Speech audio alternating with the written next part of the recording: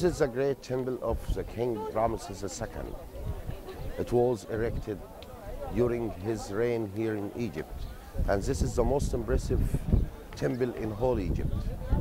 So the temple was erected 1276 BC, more than 3,500 years. The rescue of the two temples took about 4 years and a half and cost about $44 million during this time. But how did they move the two temples? At first, you should know that the two temples which are going to see this morning are really different from the other, which are going to see here in Egypt, because they were cut deep into the rock. Okay? So at first they had to cut the roof of each temple. But before doing this, they covered each temple with lots of sand, like this. Yeah, can you see the sand? So they covered the facade with lots of sand. Why? To avoid the falling rocks. 1257 قبل مسیح میں فرعون رمزیس II نے Aswan میں دریائے نیل کے مغربی کنارے پر سخت چٹانوں میں 2 ٹیمپلز تراشوائے جنہیں آج ابو سمبل کہا جاتا ہے۔ رمسیس II سے بھی بہت پہلے یہ جگہ مقدس سمجھی جاتی تھی۔ یہ ٹیمپلز مصر کے جنوبی حصے میں سودان کی سرحد کے قریب واقع ہیں، جو بہت دور ہونے کی وجہ سے کافی عرصے تک نامعلوم رہے۔ 1817 میں ایک ایجپٹالوجسٹ جن کا نام جوانی بیٹسٹا بلزونی تھا نے دوبارہ دریافت کیا۔ اس ٹیمپل کے باہر رمسیس II کے 4 دیوہیکل مجسمے بنے ہوئے ہیں، جن میں 3 واضح طور پر دیکھے جا سکتے ہیں۔ ٹیمپل کے اندرونی حصے کو تراش کر ایک غار بنا دی گئی ہے، جس کے ارد گرد چھوٹے چھوٹے کمرے بنا دیے گئے ہیں، جن کی مذہبی اعتبار سے اپنی اہمیت ہے۔ سب سے اندر والے کمرے میں 4 مجسمے ہیں جو ان 4 خداؤں کو ظاہر کرتے ہیں، جن میں گاڈ پیتھ، آمون را، رمسیس II اور ریہو راکتے شامل ہیں۔ اس ٹیمپل کی ایک خاصیت یہ بھی ہے کہ رمسیس II سے وابستہ 2 مختلف تاریخوں کو فن تعمیر میں ڈھالا گیا ہے۔ 22 فروری رمسیس II کا کارونیشن ڈے ہے اور 22 اکتوبر اس کا تاریخ پیدائش۔ اس ٹیمپل کی تعمیر اس طرح سے کی گئی ہے کہ ہر سال 22 فروری اور 22 اکتوبر کو سورج کی پہلی کرن اس انداز سے پڑتی ہے کہ وہ ٹیمپل کے اندر رکھے ان 4 خداؤں کو غار کے انتہائی اندرونی حصے میں ہونے کے باوجود ایسے روشن کرتی ہے جیسے یہ سورج کے سامنے رکھے گئے ہوں۔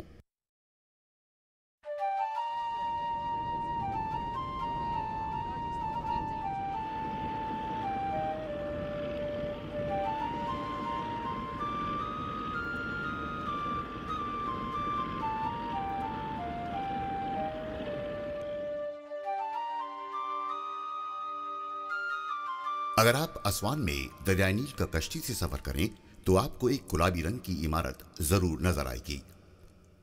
یہ 1950 کی دہائی کی ایک عمارت ہے جو دریائے نیل سے بہت دیدہ زیب منظر پیش کرتی ہے۔ یہ اسماعیلی فرقے کے عظیم روحانی رہنما محمد شاہ آغا خان کا مزار ہے۔ اس کے نیچے ان کا سفید رنگ کا ولا بھی موجود ہے۔ آغا خان ایک انتہائی امیر انسان تھے۔ 1945 میں اپنی سالگرہ کے موقع پر انہوں نے اپنے وزن کے مطابق ہیرے اپنے پیروکاروں میں تقسیم کیے۔ ان کی بیوی ام حبیبہ جو بیگم کے نام سے مشہور تھیں، ہر روز ایک سرخ رنگ کا گلاب ان کی سفید قبر پر رکھتی تھیں۔ 1 جولائی 2000 میں جب ان کا بھی انتقال ہو گیا تو پھول رکھنے کی ذمہ داری ان کے مالی نے لے لی۔ محمد شاہ آغا خان نے یورپ سے تعلیم حاصل کی تھی اور اپنے والد کے بعد 1885 میں 48ویں امام بنے تھے۔ 1957 میں ان کے انتقال کے بعد ان کے پوتے پرنس کریم آغا خان جانشین بنے۔ ہم اس مزار میں نہیں جا سکے کیونکہ اب یہ مزار عام لوگوں کے لیے بند کر دیا گیا ہے۔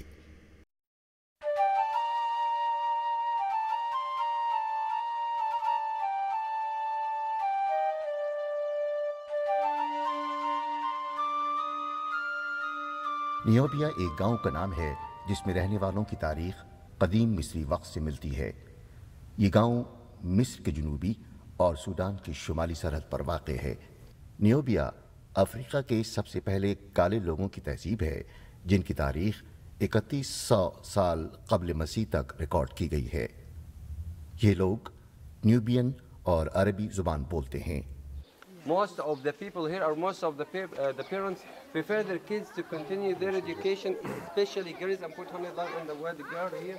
They just let their girls to finish the primary school, because what they think actually the girls one day will get married, which is totally stupid thinking. Like one day the girls will get married. So what will happen if some of the parents, what if some of the parents want their kids to continue their education?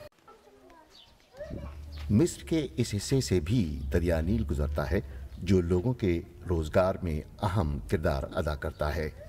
گزشتہ 100 سالوں سے ان لوگوں نے اپنی مٹی ہوئی تاریخ کو دوبارہ اکٹھا کیا ہے۔ اس مقصد کے لیے یہاں ایک میوزیم بھی بنا ہے جہاں تقریباً 5000 نوادرات رکھی گئی ہیں۔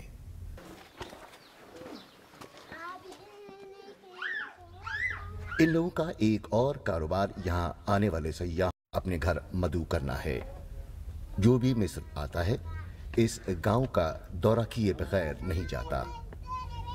یہاں ہر دوسرے گھر کے اوپر ایک تختی لگی ہوتی ہے جس پر انگریزی زبان میں لکھا ہوتا ہے کہ یہ گھر سیاحوں کے لیے کھلا ہے۔ گھر کے سارے افراد اپنے روایتی انداز سے لوگوں کی خدمت اور تواضع کرتے ہیں۔ کھانا، مشروبات اور روایتی پھل پیش کرتے ہیں جن کے عوض انہیں سیاحوں سے اچھی خاصی آمدنی بھی ہو جاتی ہے۔